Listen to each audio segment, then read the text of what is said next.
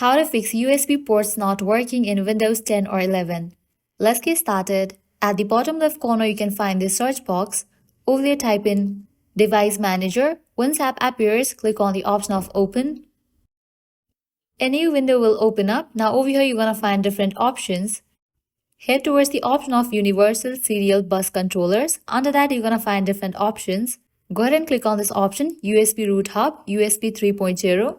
Just right click on it. Different options will appear. Click on Properties. Now head towards the option of Power Management. Now check in for the option of Allow the computer to turn off this device to save power and then click on OK.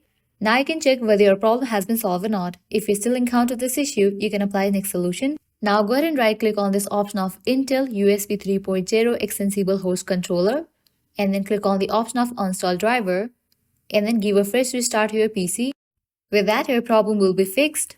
But still you are getting this issue, then what you can do is unplug the charger from your laptop, restart your laptop, connect your USB to the laptop again. Now connect the charger. Applying all these solutions, your problem will be fixed. So this is how you can fix the USB ports not working in Windows 10 or 11.